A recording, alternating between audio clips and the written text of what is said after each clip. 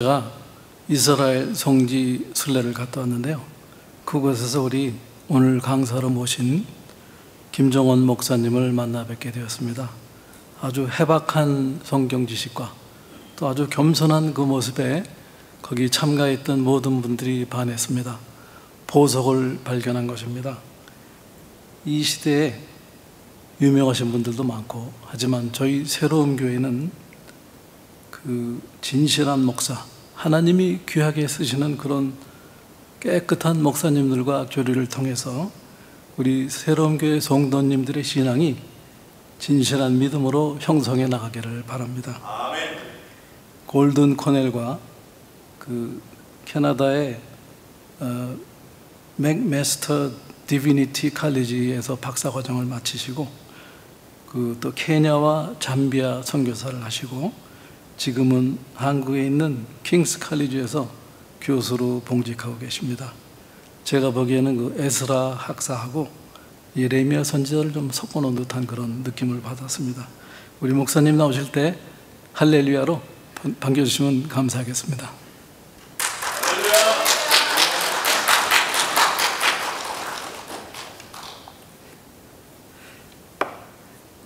네, 만나뵙게 돼서 반갑습니다. 방금 소개받은 김정원 선교사입니다. 너무 과찬의 말씀을 해주셔서요. 모든 영광을 하나님께만 돌리기를 원합니다. 네, 제가 기도하고 저희 잠깐 오늘 말씀 나누도록 하겠습니다. 살아계신 주님, 주님 앞에 이 시간을 올려드리기를 원합니다. 이 시간에 주께서 친히 하늘을 가르시고 강림하시고 임재하시는 주님의 처소가 되어지게 하여 주시옵시고, 하나님 주께서 친히 주의 마음 가운데 계신 주의 마음을 우리에게 나누어 주시는 시간 되어 줄 수 있도록 주님 이 시간 주의 성령으로 계시의 말씀으로 주님 역사하여 주시옵소서. 주님, 주의 종이 짧은 지식과 짧은 지혜로 주님의 마음을 다 헤아릴 수 없어 주님 많이 갈등하며 주님의 마음을 구하기를 원하고 기도하며 준비하였사오나, 종이 주님이 얼마나 부족한지를 잘 알아 주님 앞에 의탁드리오니 주의 성령께서 친히 이 시간 임하여 주시고 친히 말씀하여 주시옵시고, 각 사람의 심령 가운데 드려야 할 바를 말씀하여 주시고 주의 계시의 영으로 주께서 친히 역사하여 주시옵소서. 주께 이 시간을 의탁드리고 살아계신 우리 주 예수 그리스도의 이름으로 기도드렸습니다. 아멘. 제가 오늘 오기 전에 이제 설교 부탁을 받고 이제 사실은 설교 준비를 다 해가지고 왔어요. 근데 다 해가지고 다른 본문에, 신약 성경의 다른 본문에 다른 말씀을 다 준비를 해가지고 왔는데, 와서 이제 여러 목사님들과 또 여러 분들을 만나고 교제하고 대화를 하면서 정말 이제 제가 이제 준비해온 말씀이 아니라 시절이다 보니까 말씀 가운데 많은 갈급함들과 우리 현재 일어나고 있는 것들을 말씀 가운데서 어떻게 이해하는지에 대한 갈급함들을 발견을 하고, 제가 급하게 본문을 바꾸고 또 급하게 이제 준비를 했습니다. 그래서 오늘 함께 시편 83편의 말씀과 또 오늘 저희 뉴스에서 날마다 보고 있는 전쟁과 이런 것들을 우리가 예수 그리스도 안에서 어떻게 바라봐야 할지 잠시 나누고자 합니다. 오늘 함께 읽었던 본문 시편 83편의 말씀은 이스라엘이 사방에 둘러싸인 적으로부터 위협을 받고 있는 상황을 묘사를 하고 있습니다. 그래서 거기 시편 83편 말씀 우리 보시면 이스라엘을 사방을 둘러싼 민족들이 있죠. 에돔과 모압, 암몬이 나오고요. 에돔, 모압, 암몬은 오늘날로 치면 이제 요르단 쪽에 있는 나라죠. 그다음에 아말렉이 나옵니다. 아말렉은 이스라엘 네게부 사막, 이스라엘 남부에 있는 네게부 사막과 네게부 사막의 서쪽에 시나이 반도, 동쪽에 이제 사우디아라비아 쪽의 사막 쪽에 분포해서 있었던 민족입니다. 또 그발과 두로가 나오는데, 그발과 두로는 이스라엘 북쪽에 있는 레바논에서 살았던 민족이고요. 블레셋은 우리 가자 지구하고 가자 지구 위쪽에 이제 텔아비브까지, 아스켈론, 아스도, 지금 현재 요빠, 텔아비브까지 거주했던 해안 쪽에 평야지대를 차지하고 거주했던 민족이 블레셋입니다. 그리고 아수르가 나옵니다. 아수르는 잘 아시는 것처럼 시리아와 이라크 북서부 쪽에 니누의 중심으로 발달을 했었던 나라죠. 이러한 나라들이 이스라엘을 둘러싸고 연합군을 형성을 해서 이스라엘을 침공하는 상황을 시편 83편의 기자는 말해주고 있습니다. 이렇게 여러 민족이 이스라엘 한 나라를 이스라엘의 동서남북 사방에서 대적해서 오는 상황이니까 이스라엘이 완전히 둘러싸여 있고 도저히 이길 수가 없는 상황이죠. 기본적으로 이렇게 여러 나라가 연합을 하게 되면 고대의 전쟁은 막강한 병력 수싸움의 전쟁이잖아요. 그러니까 이스라엘 한 나라가 이렇게 수많은 나라가 사방에서 연합을 해오는데 이긴다는 게 사실 불가능한 이야기입니다. 현대전은 이제 화력이 좋은 무기가들이 있으면 이길 수 있는 그런 거 있지만 예전에는 그냥 오직 병력 수를 가지고 싸우는 거기 때문에 이런 상황에서는 이길 수 있는 가능성이라고는 발견할 수가 없는 그러한 전쟁입니다. 그런 속수무책인 상황 가운데 놓인 이러한 상황을 묘사를 하고 있습니다. 근데 이 시편의 말씀은 우리가 아삽의 시라고 앞에 보면 되어 있는데 아삽은 누구냐면 다윗이 법궤를 이스라엘로 가지고 예루살렘으로 가지고 와서 예루살렘에 안치하고 다윗이 한 일 중에 하나가 뭐냐면 레위인들 가운데 찬양대와 오케스트라를 만들었습니다. 그래서 그 전까지는 제사가 단순히 동물을 희생제사로 드리는 그런 제사였는데 그 동물 희생제사를 드리는 그 예배에서 거기에 찬양과 경배와 음악이 가미된 그러한 예배의 시스템을 만든 게 다윗입니다. 근데 그 예배의 찬양단과 그 오케스트라를 총괄하는 사람이 누구였냐면 이제 아삽이었어요. 근데 이제 이 아삽이라는 사람이 이 쓴 시인데 이스라엘이 처한 상황을 묘사를 하고 있잖아요. 근데 많은 신약의 저자들은 이 시편의 말씀들을 시편의 정황 구약 시대의 정황에서 말하는 것으로 이해할 뿐만 아니라 동시에 후대에 일어날 일에 대한 예언으로 또한 이해를 하고 있습니다. 그래서 예수님도 시편 말씀을 많이 인용을 하시고 신약의 저자들이 시편 말씀을 인용을 해서 예수님 당시의 말씀으로 예언으로 적용을 하잖아요. 그래서 시편 말씀은 당시에 일어나는 일들에 대한 묘사일 뿐만 아니라 동시에 후대에 앞으로 일어날 일에 대한 한 예언이자 예표에 대한 말씀이기도 합니다.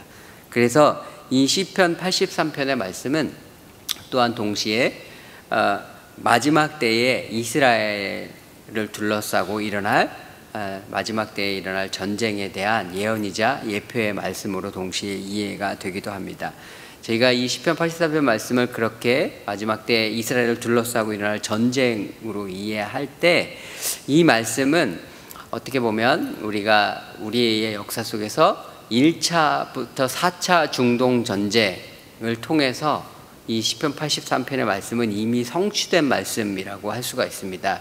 우리가 알다시피 중동에 이제 4차에 걸친 중동 이스라엘을 둘러싼 전쟁이 있었죠. 1차는 48년도에 이스라엘이 독립을 했을 때 이스라엘 입장에선 독립전쟁 1차 중동전쟁, 53년도에 이제 이집트의 나세르가 쿠데타로 집권을 하고 수에즈 운하를 국유하면서 일어났던 2차 중동전쟁, 67년도에 일어났던 6.1 전쟁 3차, 그 다음에 73년도에 일어났던 4차 중동전쟁, 우리가 욤키푸르 전쟁이라고 하는 이 전쟁을 통해서 오늘 우리가 시편 83편 말씀에서 본 이 요르단과 이집트와 시리아와 레바논이 참여하는 전쟁이 일어난 것을 우리는 목도했습니다. 그래서 1차, 2차, 3차 전쟁은 이집트와 요르단 중심으로 일어났고 4차 중동전쟁에 시리아가 참전을 했고 81년도에 레바논 내전이 일어나면서 레바논과 이스라엘 간의 전쟁이 일어났습니다. 그래서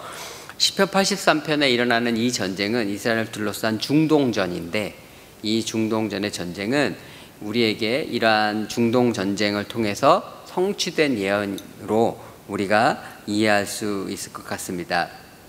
그런데 성경에는 마지막 때에 일어날 전쟁이 시편 80 마지막 때 이스라엘을 둘러싸고 일어날 전쟁을 시편 83편뿐만 아니라 또 다른 전쟁들을 많이 예언하고 있는 것들이 있습니다. 대표적인 것이 에스겔 38장에 나오는 곡과 마곡의 전쟁이라는 전쟁입니다. 이 에스겔 38장에 보면 이 여러 나라가 또한 이스라엘을 침공해 오는 전쟁이 마지막 때에 일어난다고 에스겔 선지자가 예언을 했는데, 거기에 보면 마곡이라는 땅이 있는데, 마곡이라는 땅에 로스와 메섹과 두바이라는 지역이 있고, 거기에 이걸 모두 총괄하는 왕의 곡이라는 왕이 있는데, 마곡 땅에 곡이라는 왕이 전쟁을 일으켜서 이스라엘을 침공할 것인데, 그때 그 전쟁에 참여하는 나라가 누구냐면 에스겔 38장에 보면 바사는 어디냐면 페르시아를 이제 우리가 한글 성경에 바사라고 나오죠. 페르시아. 그러니까 오늘날로 치면 이란을 이야기하는 거고요.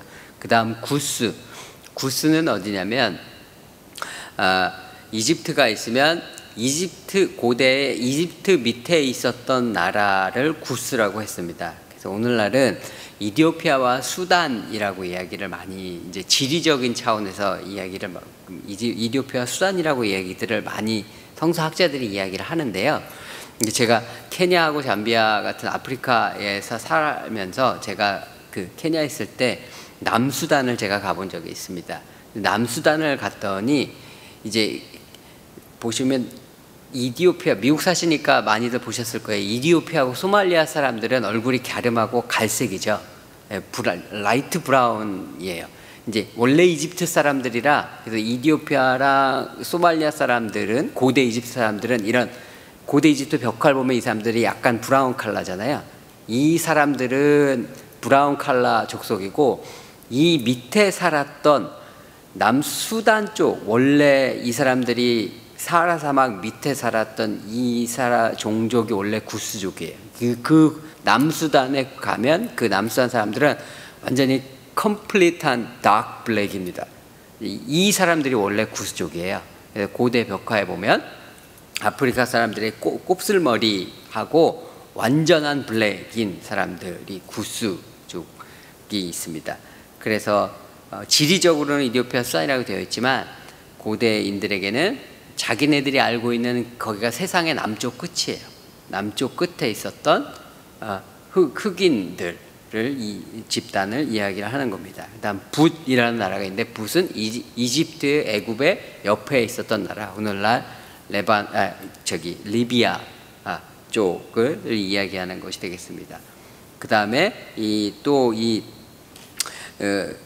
곡과 마곡의 전쟁에 연합군으로 참가하는 나라가 고멜과 도갈마가 있는데, 여기는 오늘날의 이제 터키를 이야기하는 지역이 되겠습니다. 근데 가장 중요한 게 이제 마곡 땅이 어디냐 했을 때, 마곡 땅을 어디로 보냐면 오늘날 한 우크라이나쯤에 있는 곳을 마곡 땅이라고 보거든요. 그래서 예전에 여기를 어떻게 생각했냐면, 이 곡과 마곡의 전쟁을 소련이 주가 돼서, 러시아가 주가 돼서 이란과 다른 나라들이 참여하는 이런 이스라엘을 대적하는 국제전으로 이렇게 이해를 이제 많은 성서학자들이 했습니다. 마지막 때 이스라엘을 대적해서 러시아와 이란과 또 다른 나라들이, 터키와 다른 나라들이 연합한 그런 전쟁이 일어날 것이다, 이렇게 많은 성서학자들이 이해를 하고 있습니다.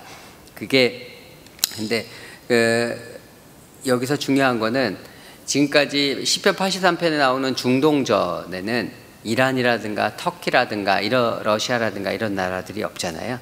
근데 곡과 마곡의 전쟁에 들어가면 이 전쟁의 플레이어로 이란이라든가 터키라든가 이제 러시아라든가 이런 나라들이 들어가는 거죠.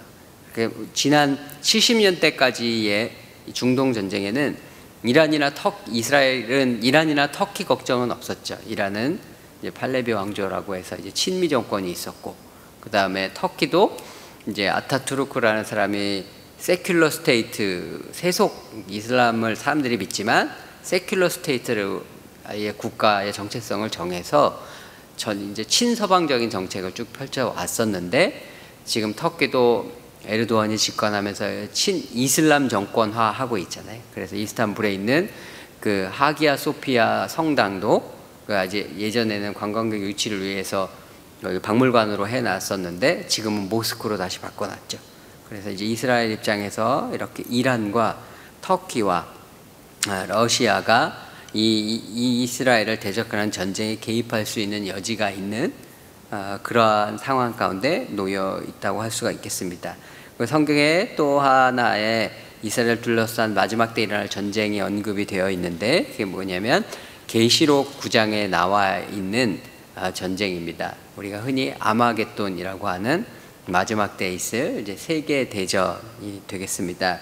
그래서 계시록 9장에 보게 되면 2만만의 군대가 2억 명인데요. 2만 곱하기 만에서 2억 명이나 되는 군대가 이 유프라테스 강을 건너서 이라크에 있는 유프라테스 동쪽, 이 군대가 동쪽에 있는데 유프라테스 강을 건너서 이스라엘 쪽으로 진군해 오는 인류 최후의 전쟁을 계시록 9장에서 기록해 놓고 있습니다.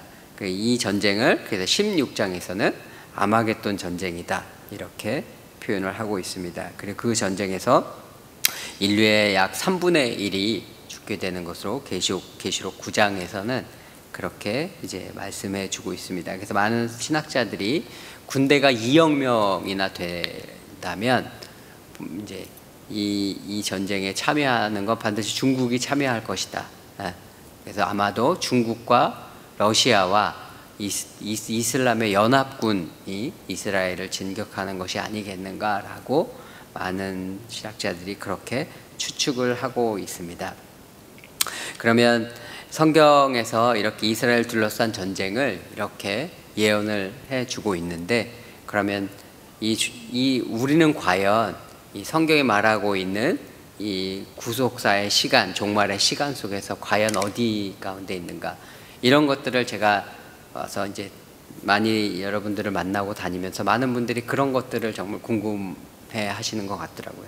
성경이 말하고 있는 마지막 때의 시간표는 무엇이고 우리는 과연 그 속에서 어디쯤에 있는 것이고 그리고 이 현재 벌어지고 있는 이 전쟁이 과연 우리가 어디에쯤에 성경의 이 역사의 시간표 속에서 어디쯤에 과연 있다고 우리에게 말해주고 있는가 이런 것들을 대부분 많이 궁금해 하시고 계신 것 같습니다. 그래서 시편 83편에 일어나는 그런 전쟁은 아마도 1차에서 4차 중동전쟁으로 이미 성취되어진 우리에겐 과거가 된 그런 사건이고 이제 이란과 터키나 러시아 등이 이제 개입할 수 있는 여지가 있는 곡과 마곡의 전쟁을 기다리는 그러한 시대, 앞으로 곡과 마곡의 전쟁이 우리에게 현실이 되어질 수 있는 그런 시대로 달려가고 있는 그 중간 어딘가쯤에 저희가 이제 살고 있는 것 같습니다.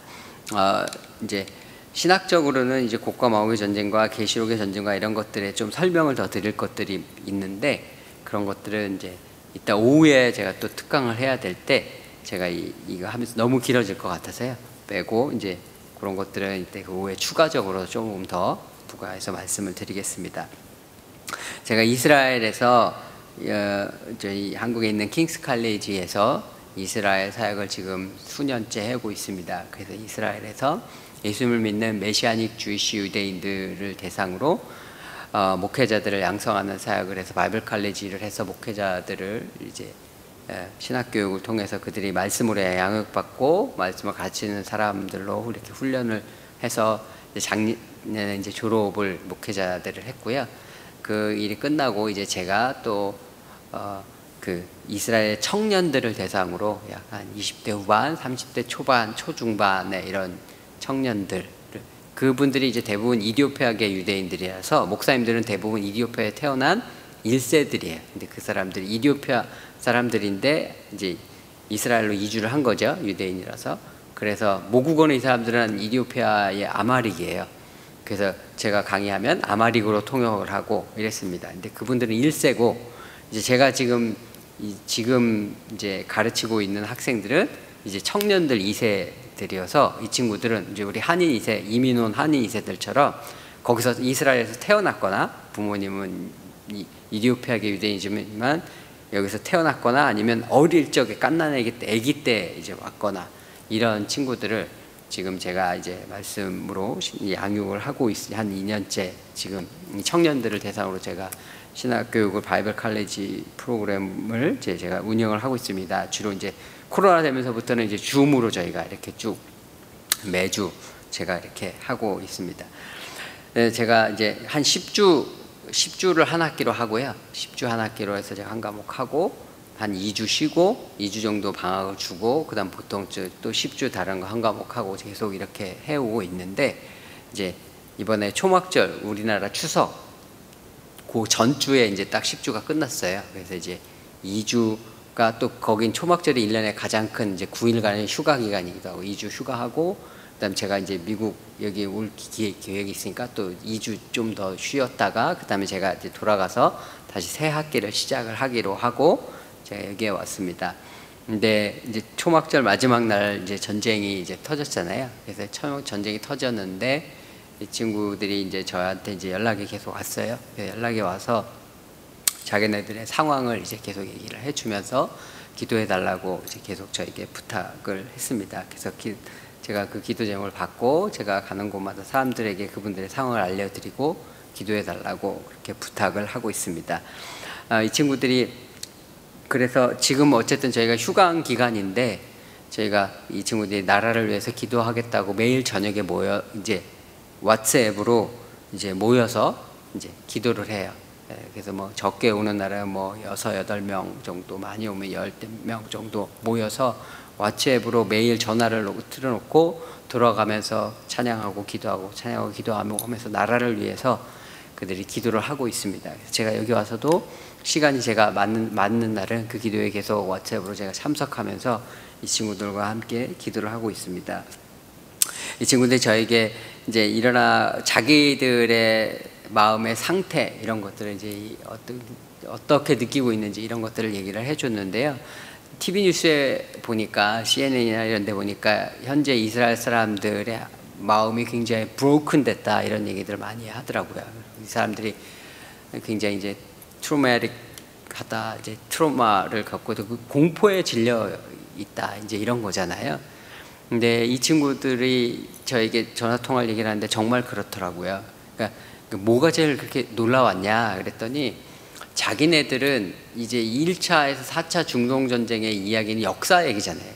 그게 남들 책에서나 보는 얘기니까 자기네들은 이제 실감이 그런 게 하나도 안 났었다는 거죠. 우리 6.25 어르신들이 이게 또 책에서나 보는 얘기지 실감 안 나는 것처럼 자기네들은 그게 뭐 1차부터 4차 중동전 레바논 전쟁 얘기해도 실감이 안 나고 자기네들은 이제는 이스라엘이 워낙 강력해져서 군사력도 막강하고 경제력도 막강하고 군대도 막강하고 아이언돔도 있고 군대 IDF도 막강해서 충분히 안전하다고 자기네들은 지금까지 생각을 해왔대요. 자기네들의 삶이 충분히 안전하다고 확고히 믿고 지금은 살고 있었는데 근데 이제 안전하지 않구나라는 걸 이제 깨달았다는 거예요. 이제 마치 미국에 계신 분들이 이제 9.11 때 충격을 받은 것처럼 미국이 더 이상 안전하지 않다고 충격받은 것처럼 이들도 어떤 그런 류의 충격을 받은 것 같습니다. 그래서 얘기를 하는데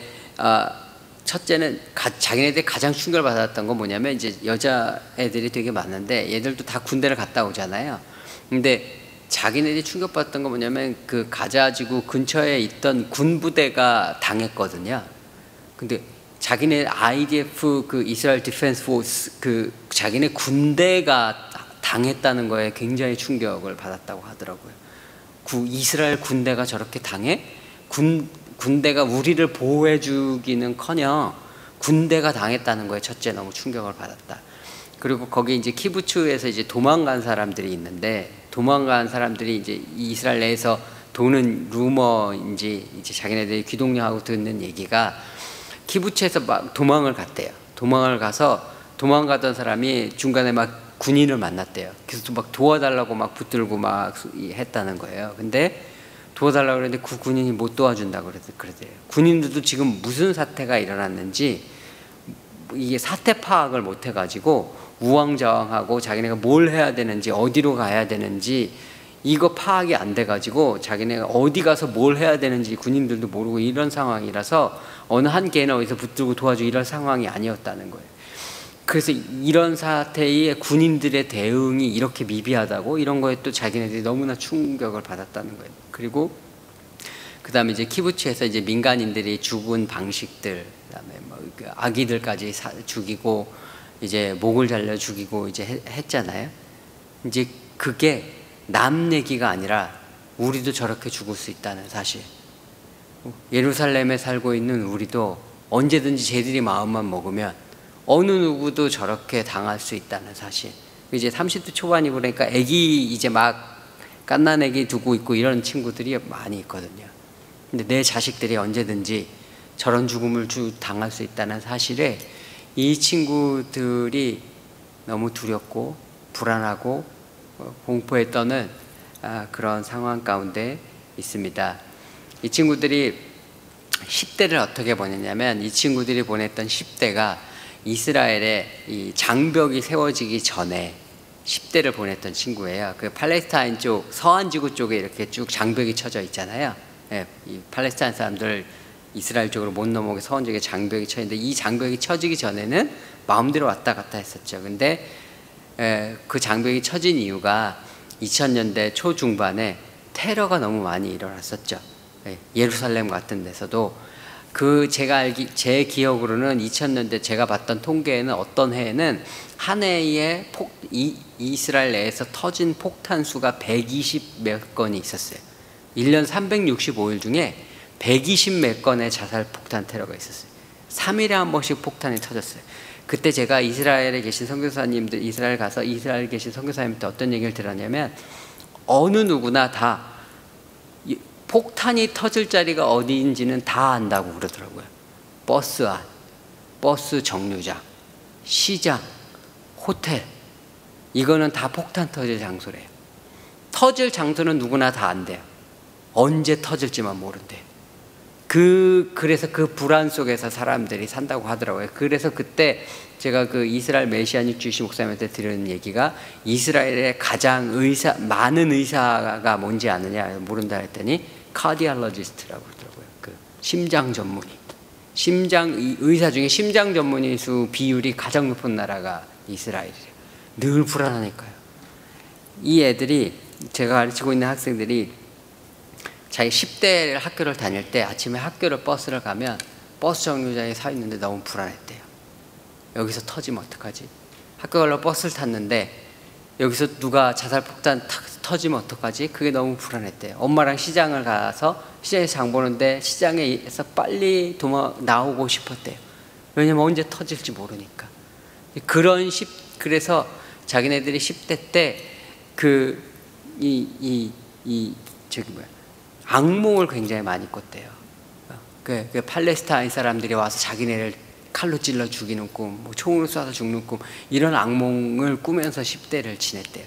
근데 그래서 이제 이스라엘이 장벽을 세우고 팔레스타인 사람들을 아예 못 들어오게 막으니까 이제는 안전하구나라고 느꼈다는 거예요. 이제는 안전하구나, 이제는 살만하구나 라고 생각해 왔는데, 자기가 어릴 적에 꿨던 꿈, 팔레스타인 사람들이 총 들고 들어와서 칼 들고 들어와서 죽이는 꿨던 그 악몽이 이 안전하다고 생각한 지금 이때에 현실이 된 거예요. 이 사람들이 너무나 큰 충격과 공포와 불안에 이제 떨고 있는 것을 제가 이들과 대화를 하면서 느낄 수가 있었습니다. 이 친구들이 정말 하는 얘기를 들으면서 제가 에스겔서 38장의 곡과 마곡의 전쟁 때 전쟁이 언제 일어나는지에 대한 예언의 말씀이 있는데, 그 예언의 말씀이 꼭 성취되고 있구나라는 생각이 들었어요. 에스겔 38장에 보니까 제가 읽어드리겠습니다. 그 전쟁이 일어날 때 어떻게 되냐면, 여러 날 후에 곧 말년에 마지막 때에 여기 너는 누구냐면 마곡 땅의 왕 곡이에요. 네가 명령을 받고 그 땅 곧 오래 황폐하였던 이스라엘 산에 이르르니 그 땅 백성은 칼을 벗어나서 여러 나라에서 모여 돌아오며 이방에서 나와 다 평안히 거주하는 중이라. 이스라엘 백성이 이스라엘의 역사를 압축해서 설명해 놓은 거예요. 오래 황폐하였던 이스라엘 땅으로 칼을 벗어나서 이스라엘 백성들이 많은 핍박을 당했잖아요. 홀로코스트도 나고 거길 벗어나서 여러 나라에서 이스라엘 땅으로 돌아온 거예요. 그래서 거기서 자기네들이 이제는 평안히 살 수 있구나라고 평안히 거주하는 중에 너는 올라와라. 이 너가 누구냐면 이제 마곡 땅의 왕 고기예요. 너는 와서 이거 올라오되 너와 내 모든 때와 너의 모든 연합군들 너와 함께한 많은 백성이 광풍같이 이루고 구름같이 땅을 덮으리라. 영어로 보면 You shall advance coming like a storm 이렇게 되어 있습니다. 그러니까 마지막 때에 하나님께서 국가목에 너는 폭풍이 치듯이 갑자기 몰아칠 것에 대해서 말씀하시는데, 근데 그게 언제 일어나냐면 이스라엘 사람들이 이제는 평안히 살겠구나, 이제는 평화 속에서 이제는 우리가 편안히 살 수 있구나 생각하던 그 때에 이런 곡과 마고의 전쟁이 일어날 것이다 라고 말씀하셨는데, 이번 사태 역시 마지막 때 일어날 곡과 마고의 전쟁처럼 이 사람들은 평안하다 생각할 때에 일어났구나, 이의 말씀이 정말 성취되어지고 있구나 라는 느낌을 제가 받았습니다. 제가 이 친구들과 여기 와서 호텔에서 같이 기도하면서 함께 다니엘서의 말씀을 제가 나눴어요.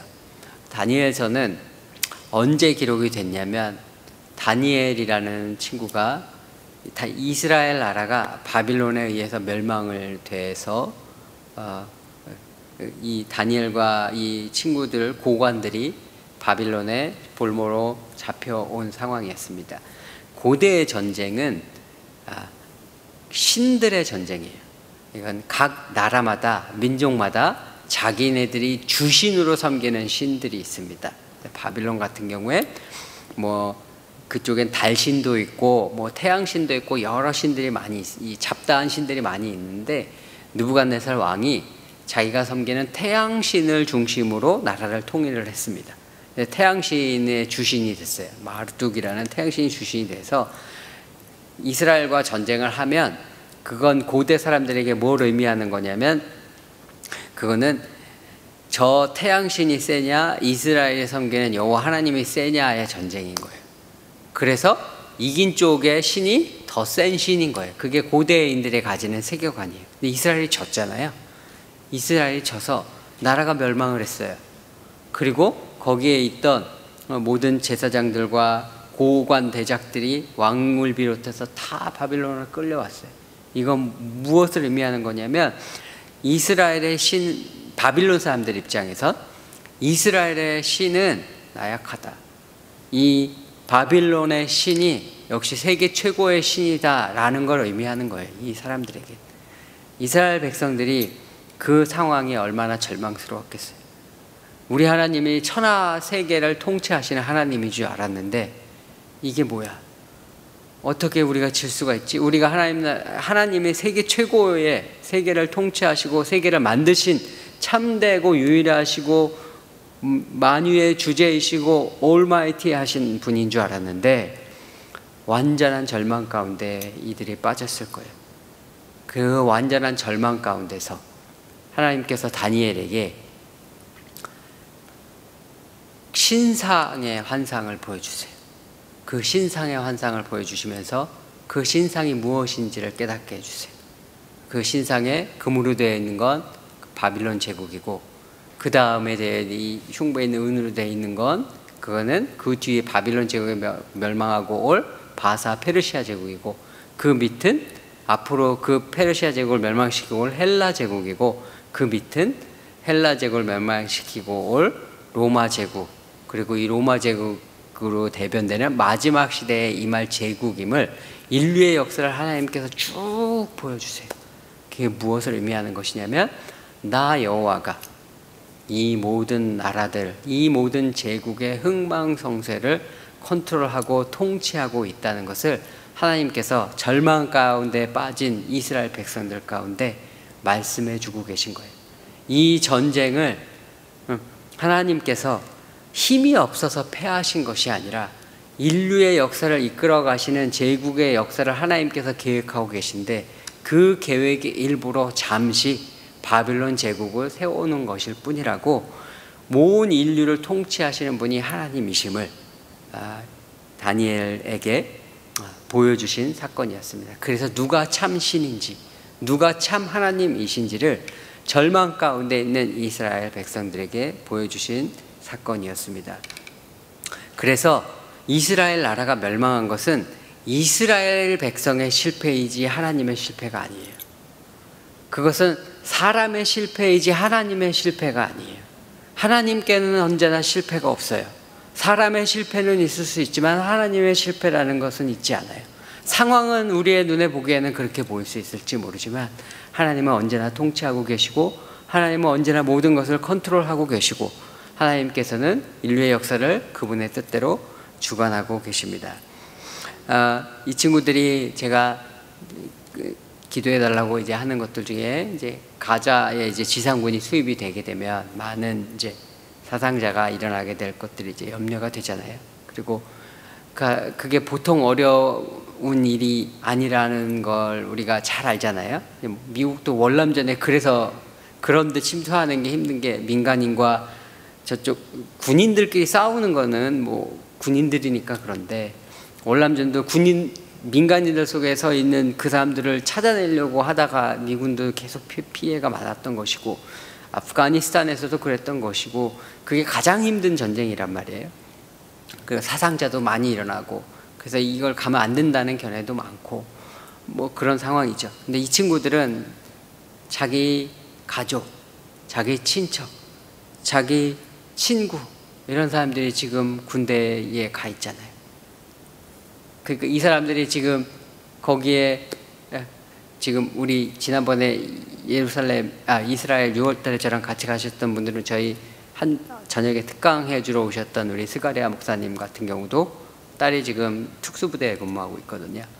딸이 특수부대 근무하고 있단 말이에요. 그러면 그리고 이제 예비군이 40만 명이 동원이 됐잖아요. 근데 이제 예비군 하면 우리나라는 예비군은 당나라 군대, 예비군 아저씨들 뭐 총 질질 끌고 다니고 말도 안 듣고 그런 당나라 군대를 생각하는데 이스라엘은 예비군이 훈련이 잘 된 정규군이에요. 현역은 미숙한 군인이에요. 현역은 장비를 다룬 경력도 별로 없고 전쟁 경험도 없고 근데 예비군이 진짜 전투력이 센 군인들이에요. 왜냐하면 이 사람들은 전쟁의 경험도 있고 장비 경험도 풍부해요. 그래서 예비군이 진짜 센 군이에요. 그래서 40만 명이 지금 동원이 되어 있는데 자기 친척, 삼촌, 이렇게 다 동원이 되어 있으니까 걱정이 되는 거죠. 그래서 제가 그 친구들과 또 이제 역대하 20장의 말씀을 나눴습니다. 역대하 20장에 제가 읽어드릴게요. 찾지 않으셔도 됩니다. 잘 들어보세요. 역대하 20장 17절입니다. 이 전쟁에는 너희가 싸울 것이 없나니 대열을 이루고 서서 너희와 함께한 여호와가 구원하는 것을 보라. 유다와 예루살렘아 너희는 두려워하지 말며 놀라지 말고 내일 그들을 맞서 나가라. 여호와가 너희와 함께하리라 하셨느니라. 우리가 걱정하는 것은 인간적인 차원의 군사력의 문제와 인간적인 차원의 문제들이죠. 근데 전쟁은 하나님께 속한 것이에요. 그리고 20절에 보니까 이렇게 하나님께서 그때 이 역대하 20장에 있는 이 전쟁이 이제 이스라엘과 위에 있는 아람 유다와 이제 아람이 전쟁하는 건데 그때 왕이 여호사밧이었습니다. 그래서 여호사밧 왕이 이렇게 말을 해요. 백성들을 모아놓고 이렇게 말을 합니다. 유다와 예루살렘 주민들아 내 말을 들을지어다. 너희는 너희 하나님 여호와를 신뢰하라. 그리하면 견고히 서리라. 그의 선지자들을 신뢰하라. 그리하면 형통하리라 하고 백성과 더불어 의논하고 노래하는 자들을 택하여 거룩한 예복을 입히고 군대 앞에서 행진하며 여호와를 찬송하여 이르기를 여호와께 감사하세. 그의 인자하심이 영원하도다 하게 하였더니 그 노래와 찬송이 시작될 때에 여호와께서 복병을 두어 유다를 치러 온 암몬 자손과 모압과 세일산 주민들을 치게 하심으로 그들이 패하였도다. 전쟁을 나가는데 하나님께서 이 말씀하시기를 이 전쟁은 내가 싸우는 전쟁이다라고 말씀하시니까 왕이 백성들을 모아놓고 어떻게 했냐면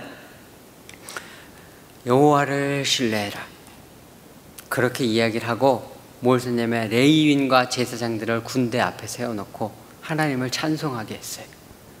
그래서 그들이 하나님 여호와께 감사하세, 주님 앞에 감사합니다, 하나님의 인자하심이 영원하도다 라고 찬송을 했어요. 그랬더니 그 노래와 찬송이 시작될 때 여호와께서 복병, 엠부시를 두어 하나님께서 두신 군대가 등장을 해요. 이 군대가 뭐냐?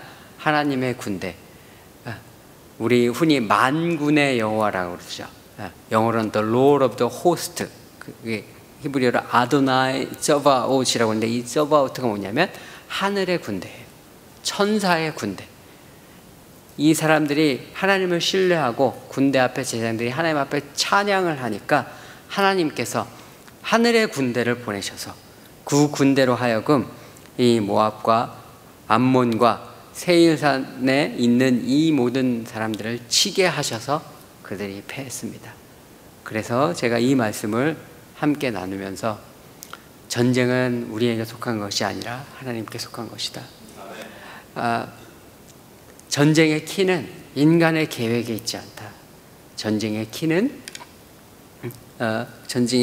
그 군사력이 얼마나 강한가에 있지 않다. 그래서 그 전쟁의 키는 하나님을 신뢰하고 하나님을 예배하는 자들에게 있다. 그래서 이 전쟁의 키는 이 여호와를 신뢰하고 하나님 앞에 하나님을 믿고 하나님 앞에 찬양과 경배를 드리며 하나님 앞에 나아가는 너희들과 내게 달려있다. 너희들과 우리의 기도에 이 전쟁이 달려있으니 그 여호와 하나님 앞에 여호와를 신뢰하고 나아가자라고 함께 저희가 기도를 했습니다. 시편 제가 처음 읽었던 시편 83편으로 저희가 이제 되돌아오면 이 시편 83편의 저자가 하나님 앞에 기도를 드립니다. 왜냐하면 절체절명의 순간이잖아요. 이렇게 많은 사방팔방의 모든 나라가 이스라엘을 치겠다고 올라왔는데 보나마나 인간적인 기사로는 답이 안 나오거든요. 죽을 일밖에 남지 않은 거거든요. 그래서 자기네들의 유일한 소망인 하나님께 기도를 합니다. 하나님이여 침묵하지 마소서, 하나님이여 잠잠하지 마시고 조용히 하지 마소서. 하나님께서 개입해 주시기를 기도해요. 왜냐하면 이거 말고 방법이 없거든요.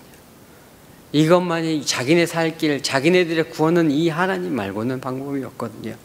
그래서 우리 80편 83편 15절에 보니까 주의 광풍으로 그들을 쫓으시며 주의 폭풍으로 그들을 두렵게 하소서. 나의 하나님이여 그들이 굴러가는 건불 같게 하시며 바람에 날리는 지푸라기 같게 하소서. 삼림을 사르는 불과 산에 붙는 불길같이 주의 광풍으로 그들을 쫓으시며 주의 폭풍으로 그들을 두렵게 하소서. 그래서 오직 하나님만이 자신들의 유일한 소망임을 알기 때문에 이들이 그렇게 하나님 앞에 구원을 위해서 기도하는 것을 시편 83편에 볼 수 있습니다. 시편 83편을 이렇게 쭉 제가 처음 읽다 보니까 처음 읽었을 때 그래서 이들이 이렇게 저들을 치러 오는 대적들을 하나님께서 진멸하여 주시기를 기도하는구나 라고 이제 생각을 했습니다. 그런데 이 말씀을 또 보고 다시 묵상해 보니까 기도가 그게 아니에요. 끝에 보니까 분명히 하나님 저들이 이 전쟁에서 패하게 해 주시옵소서라고 이스라엘 치러오는 자들의 패망을 위해서 기도하는 것은 맞는데, 근데 그래서 저들이 완전히 진멸돼서 전부 다 지옥 가게 해 주십시오 이렇게 기도하는 게 아니더라고요. 맨 끝에 16절 말씀에 보니까 이 시편 기자가 하나님 앞에 이렇게 기도합니다. 여호와여 그들의 얼굴에 수치가 가득하게 하사, 전쟁에 패하면 이게 수치잖아요. 이 많은 연합군으로 왔는데 이스라엘에 전쟁이 졌다. 이거 얼마나 수치스러운 일이에요. 중동 나라들이 그 많은 1차, 2차, 3차, 4차 지금까지 50여 년이 넘도록 이스라엘하고 전쟁하면서 한 번을 못 이겨서 그렇게 창피한 거 아니에요, 그죠? 그걸 기도하는 거예요. 저들로 전쟁에 패해서 수치를 당하게 하여 주십시오, 주님. 그런데 그들의 얼굴에 수치가 가득하게 하사 그들이 주의 이름을 찾게 하소서. 그들로 수치를 당하여 영원히 놀라게 하시며 낭패와 멸망을 당하게 하사 여호와라 이름하신 주만 온 세계의 지존자로 알게 하소서. 아멘. 이 시편 기자는요, 이스라엘을 치러온 저들이 패망하기를 원해요. 하나님께서 친히 싸우셔서 저들이 패배하고 도망가고 수치를 당하기를 원해요. 그런데 저들의 영혼까지 멸망되기를 원하지 않아요. 저들의 영혼은 저들도 하나님께서 창조하신 원래 하나님의 백성이었는데 우상에게 잃어버린 바 된 저들이 이 전쟁의 패배를 통해서 수치를 당하고 이스라엘의 신 여호와 하나님이 참 신이시구나, 그것을 깨닫고 여호와 하나님께 돌아오게 되기를 기대해요. 그리고 그것을 위해서 기도해요. 그래서 저는 이 시편 기자가 정말 하나님의 마음을 아는 사람이었구나라는 것을 반복해서 묵상하면서 깨닫게 되었습니다. 우리가 우리를 생각할 때 여러분 중에 내가 꽤 괜찮은 사람이라서 하나님께서 부르신 사람이 있으신가요? 나는 좀 세상에서 좀 괜찮은 사람이니까 부르셨지, 그런 사람 없잖아요. 우리가 죄인 되었을 때 하나님께서 우리를 부르셨다고요. 근데 저들도 아직은 우상에 사로잡히고 그렇게 세뇌가 되어서 악을 행하는 저들이 저 악행 가운데서 하나님께서 저들이 패망과 수치를 당함으로 하나님 여호와가 온 세상을 다스리고 통치하시는 유일한 하나님이신 것을 깨닫게 되기를 이 시편 기자는 기도하고 있습니다. 그래서 우리 이스라엘 전쟁을 통해서 뉴스 보시면서 많이들 기도하실 텐데, 정말 이스라엘에 있는 이 친구들 기도하는데 정말 이 전쟁을 통해서 우리 유대 민족이 하나님, 이 전쟁을 통해서 저들의 그 무너진 마음을 통해서 하나님을 찾게 해달라고, 예수님을 온전히 메시아로 받아들이게 해달라고 정말 기도 많이 하고 있습니다. 매일 저녁 함께 모여서 기도하는데 유대 민족 가운데 이 전쟁을 통해서 그들의 무너진 마음이 살아계신 하나님과 그 아들 예수 그리스도를 향할 수 있도록 기도해 주시고, 또한 동시에 아랍인들도 이 전쟁을 하나님께서 어떻게 이끄시는 것을 보고 그 가운데서 이스라엘의 하나님 여호와가 천하의 유일한 참신이시고 지존자이신 것을 깨닫고 돌아와서 하나님의 이 백성의 회중 가운데 돌아올 수 있도록 동시에 기도해 주시기를 바랍니다. 또 교회가 이 시대의 전쟁과 전쟁의 소문들을 보면서 교회가 이 시대를 깨닫고 깨어 일어나서 시대적인 분별력을 가진 교회로 바르게 설 수 있도록 또 기도해 주시고, 또 교회 밖에 있는 많은 사람들이 이런 전쟁과 전쟁의 소문과 난리와 난리의 소문을 통해서 하나님을 모르는 그 모든 사람들이 이 열방의 전쟁으로 인해서 온 세계를 통치하시는 하나님 앞에 회개하고 돌아오는 그러한 일이 되어질 수 있도록 우리 교회 밖에 있는 우리의 직장과 우리 이웃들 가운데 참 시절이 수상해, 사람이 이렇게 하면 그거 다 성경에 이미 있어. 마태복음 24장을 읽어봐, 시편 83편을 읽어봐, 에스겔 38장을 읽어봐. 이 우리가 겪고 있는 이 우크라이나 전쟁과 이 모든 전쟁, 난리와 전쟁과 코로나 같은 질병의 역사가 계시록에 다 나와 있어. 하나님께서 이미 다스리고 통치하고 계셔. 그 하나님께서 이미 계획해 놓으신 대로 역사가 흘러가고 있어 라고, 그 모든 열방의 모든 백성들이 여호와라 이름하신 주만 온 세계의 지존자이신 것을 알 수 있도록 그렇게 살아계신 하나님을 증거하시는 저와 여러분 모두가 되시기를 예수님의 이름으로 축원드립니다. 네, 함께 기도하고 마치도록 하겠습니다. 살아계신 주님, 만유의 주제 되신 우리 주 여호와 하나님의 이름을 높여드립니다. 주님, 열방으로 하여금 이 전쟁의 소문과 난리의 소문으로 인하여 주님을 찾게 하여 주시옵소서. 전쟁으로 인해 또 질병으로 인해 가난하여진 저들의 마음이 주님의 이름을 찾는 축복의 통로가 되어질 수 있도록 주님 친히 역사하여 주시옵소서. 주님, 특별히 이스라엘 땅 가운데 아직 예수 그리스도를 믿지 못하는 저들이 하나님의 장제된 이스라엘 나라가 주님 앞에 돌아오는 역사가 일어날 수 있도록 주님 이 전쟁을 사용하여 주시옵소서. 주님, 아랍 세계 가운데 있는 자들도 아직 우상의 세계 가운데 묶여 아직 참되신 만유의 주제이신 우리 주 하나님을 발견하지 못하고 있는 저들 가운데도 예수 그리스도가 우리에게 주신 하나님의 구원이심을, 그 예수 그리스도의 사랑을 깨닫고 회개하고 돌아올 수 있는 축복 허락하여 주시옵소서. 주님, 이 전쟁으로 인하여 교회들이 시대를 분별하고 깨어 일어날 수 있도록 역사하여 주시옵소서. 열방의 모든 나라, 족속과 민족과 백성과 방언이 이 흉흉한 난리와 난리의 소문과 전쟁의 소문들 틈에서 하나님, 우리 주 하나님만 온 천하 만물을 창조하시고 지금도 통치하시고 앞으로 다시 오셔서 온 세계를 통치하실 참된 신이신 것을 주님 깨닫고 주님 앞에 회개하고 돌아올 수 있도록 역사하여 주시옵소서. 이 모든 살아계심을 증거하는 저희들 한 사람 한 사람, 우리 새로운 교회 성도들 한 사람 한 사람, 이 살아계신 하나님을 증거하는 이 시대에 참된 주님을 따라가는 참된 종의 자리에 설 수 있도록 역사하여 주시옵소서. 모든 것을 주님을 신뢰합니다. 전쟁이 하나님께 속한 것을 고백하며 주님을 신뢰하며 주님 앞에 감사와 영광과 찬송을 돌려드리기를 원합니다. 상황이 나아지기 때문에 주님 앞에 감사와 영광을 돌려드리는 것이 아니라 주님께서 이 모든 것을 다스리시고 통치하셔서 주님의 계획과 뜻대로 이루실 것을 믿기에 믿음으로 먼저 주님 앞에 감사와 영광과 찬송을 돌려드립니다. 모든 영광 홀로 받아 주시옵소서. 우리 주 예수 그리스도의 이름으로 기도드렸습니다.